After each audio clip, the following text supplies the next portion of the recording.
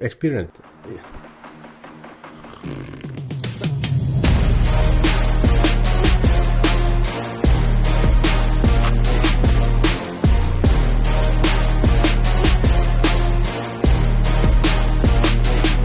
Hello, and here next to me is Antti Niittyviita, a tireless testing advocate. He is a experienced.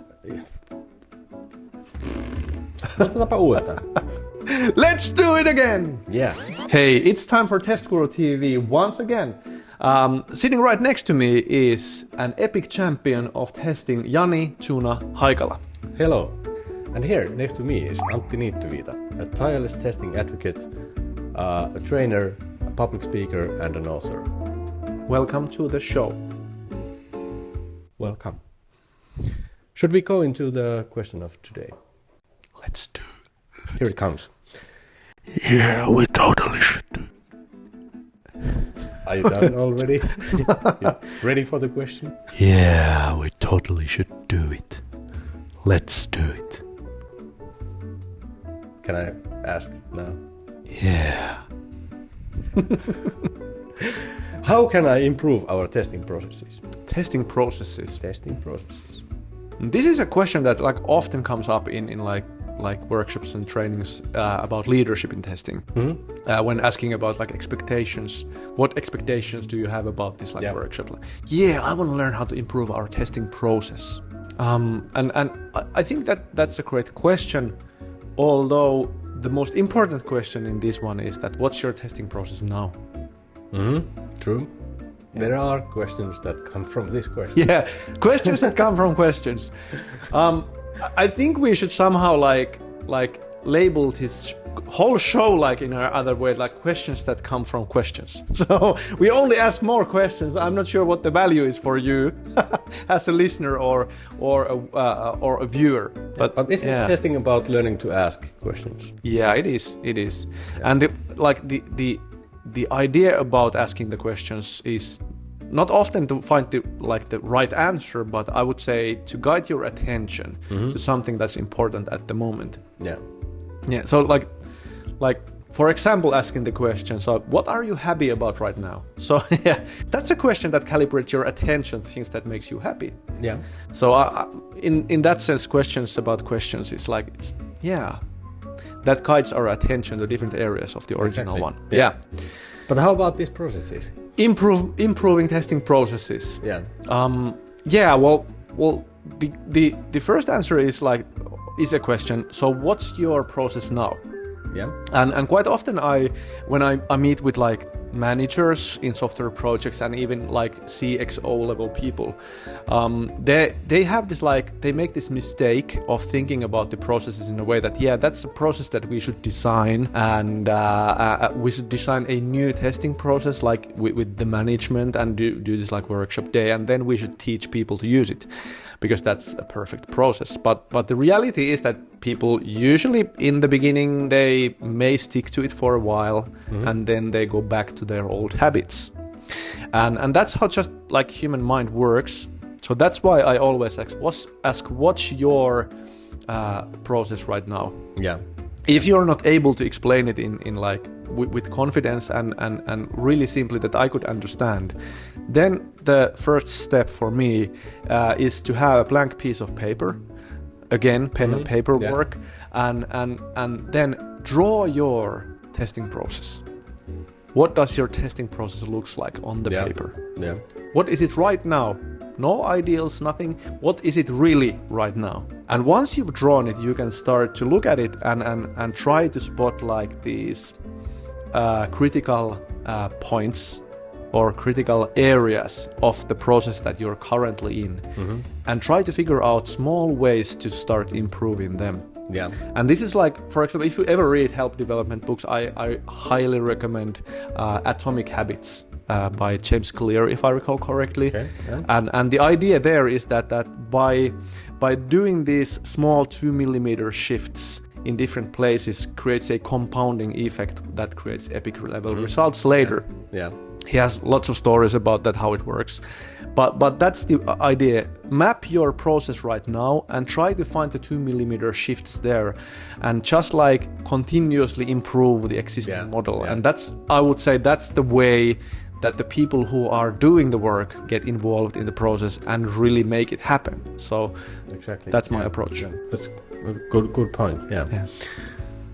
For me, just like you said, there's questions about the question. My question would be, what people understand the word process probably in different ways.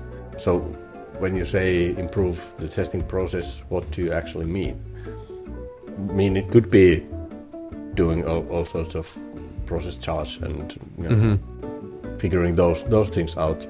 For me, essentially, it comes down to the different areas of testing. What type of testing are you doing? What is there something that you are missing out on? And mapping those out. What type of testing are you doing? Do you need to add something new to it? It's a different process to do exploratory testing than it is to do, like, for example, test automation. In your APIs, for example, it's totally different process. Yeah, for me, testing process kind of means that all of those different areas, what type of testing are you doing in each phase of the development? Yeah. And one way, very, very useful tool to sort of find those gaps, I would say, in your testing, it comes from Lisa Crispin's. Well, I've first been introduced to the idea from Lisa Crispin's book, Agile Testing. I don't know if it's actually her original idea, but that's where I came across to it. And the idea is called testing quadrants. So there's two different dimensions, I would say. Yeah, I would say that the audience, once you're done watching this video, I suggest you go Google the actual model, because it's like really complex. You can find that by Googling just testing quadrants. That's enough. But don't go Googling now, because this is a valuable video. And you'll find lots of stuff coming up, so don't quit now. And you'll actually find the very image that's actually in the Lisa Crispin's book. She has a blog post about it. It's not very it doesn't explain it in detail, but you have the picture and you have the basics of it, so you can find it easily via Google. But there's the one dimension in that picture is supporting the team versus critiquing the product. Meaning that when you're supporting the team, obviously you're testing that the things that we have implemented actually are working as specified, basically. And then on the other hand, critiquing the product would be trying to figure out what did we misunderstand, or what did we forget about, or things like that. So finding the critique for the product and improving it that way. And on the other hand, the other dimension is technology facing versus business facing. So often a lot of the testing comes from the technology side. Whatever technologies have we selected to use? Yeah, it's like serving the development process and developers directly. Yeah. And so you want to support that, but then there's the business facing side is from basically essentially from the end user point of view. Yeah. And actually that creates the four quadrants. And there's different types of testing for each of the quadrants, so go and check it out. Absolutely. But not yet. Don't go check it out yet. Yeah. At this point, it would be great if you subscribe the channel, if you haven't done so already, and gently hammer the like button of the video. That would be just like awesome. Someone else who may need these ideas about testing and quality may see the video because you did that, and that would be valuable for whole software development community globally. Absolutely, not for us. Not useful for us, but for testing community. For testing community and development community worldwide. Everybody's just happier when software works from the developer into the user. It's about mental health. Testing is about mental health.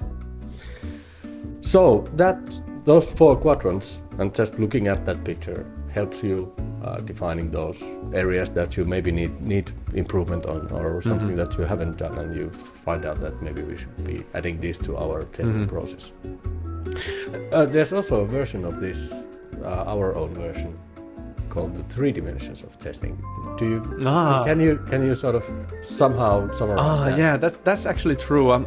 Actually, it may be derived from the Quadrants. Yeah. That's probably one of these like sources, like in the subconscious when you just start to develop it. Because like I believe that complexity is the enemy of execution. So if you have too complex models, then they won't be actually used in practice. So you need to simplify things to make it actually usable in reality.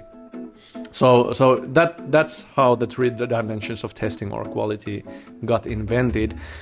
So basically, I would need to do like a micro training with that flip chart about this. That would be actually a great idea. Post in the comments if you want the micro training. I will do that if at least 5 of you post that in the comments. So a challenge. Nice. But I'll try to like briefly explain it. So.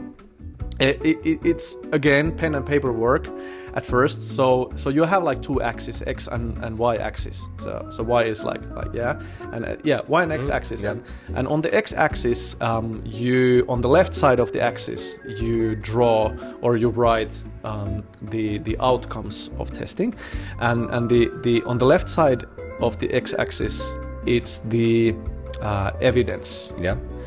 And evidence means like when you, for example, test, you get specific results of specific testing steps in specific environment, and you can document it and report it, for example, certification purposes. Yeah. So evidence-based testing. Could be so it's the example. Yeah. So you actually have to have that evidence that we have done this. Yeah. So on x-axis you have outcomes of testing, and on the left side of the x-axis there's the evidence, and on the right side of the x-axis there are the things that threaten the value of the product. I mean bugs.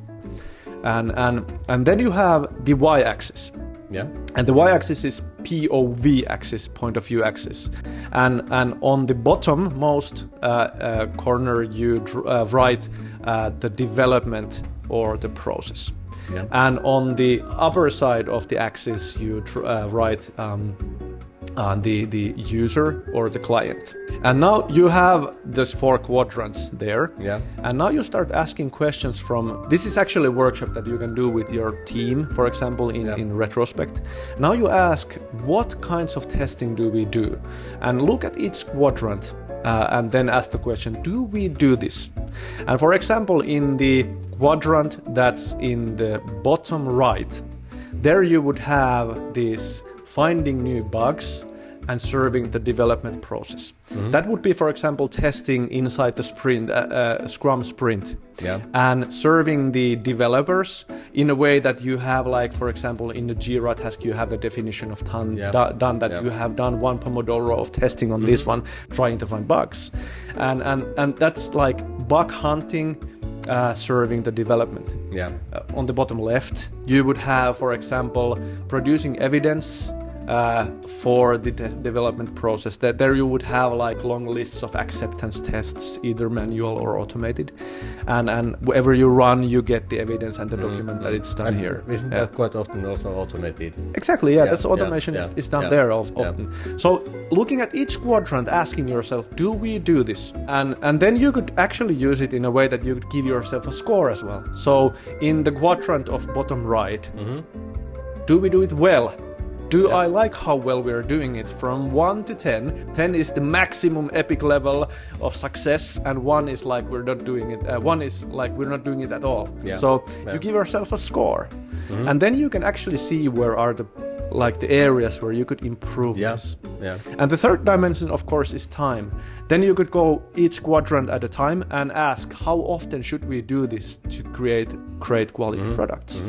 So that's how I use the 3 dimensions. Quite close to improving the testing process. After that. That's true. That's true. So what are we doing at the moment? What's the level we are doing it, and how often it should be done? And a second question would be how early it should be done in the whole development, like the project. sounds excellent to me. Yeah. And as a tester, if you use this, you don't have to give the answers to others. You can make them come up with the answers. If you present this like model of 3 dimensions to your boss and let them come up with the answers, how committed are they into improving your process now? Yeah. So it's way more than if you go just telling them, let me tell you, boss, we need to do this. So yeah, you're right about that. It's again influence. Yeah. Asking them makes it more powerful. Definitely. That's true. Yeah, lots of point of views to a simple question, but that was a valuable question. I'm not sure who of you asked it. Maybe we should have some kind of like credentials for the questions too. Maybe in the future. We will add those in the future. Maybe in the future. But please, if you have a question related to this or anything else